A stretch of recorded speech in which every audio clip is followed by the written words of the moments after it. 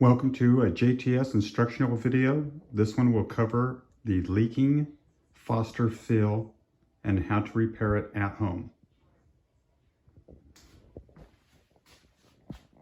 This is the JTS AIRACUDA standard. The Foster fitting is underneath the fill cap. We'll remove the fill cap and tighten the Foster fitting first to eliminate that as our issue. Okay, we have removed the cap, and this is identical in procedure for the AIRACUDA Standard and the AIRACUDA Max. The Foster fitting itself, right here, is threaded and uses a 12 millimeter wrench. So we will go ahead and just tighten this down and snug it down tight, and then pressurize the vessel again to make sure there's no leaking around the outside of the threads. If that solves that problem, we can then go on to the leaking of air out the end of the Foster fitting. So this is covering two procedures.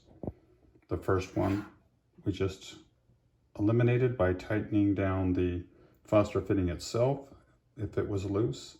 Now we'll work on the internal section. Okay.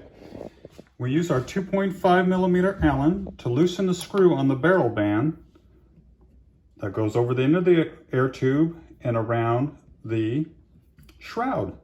So we'll remove this, and we're going to take that same 2.5 millimeter Allen, let's stick it inside the relief pressure set screw. And it's the same location on the Max or the Standard. We'll loosen that, letting all the air out, checking the gauge to make sure we're dry. Then we'll come back and see if we can loosen this by hand. If you can't turn this by hand, we can take the barrel band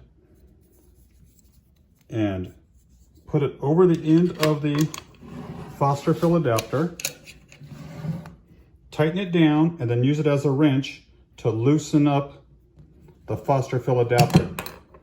Then we just simply screw it all the way out of the gun at that point. Okay, we have removed the Foster fill adapter. We have unscrewed it. Inside down there at the bottom is the screw with the O-ring on it. We'll be removing that, and that is what causes the air to come out of the end of the Foster if it's not properly adjusted.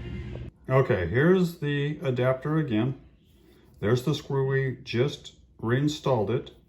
We have our 2 millimeter Allen. Go ahead and set it down in there. And what we're gonna do is we're gonna tighten it all the way down till it's butted up tight, and we're gonna back it out one turn. Right there. Okay, so now we're sealed back up again, and now we're going to reverse the procedure. I'm going to screw the Foster fitting back into the gun. We're going to make sure that our bleed screw is tight. We're going to replace the barrel band into its proper location and tighten it down. And then we're going to air the unit up, hopefully with your JTS compound compressor, and test it again. This should fix any issues you have with your Foster fill adapter.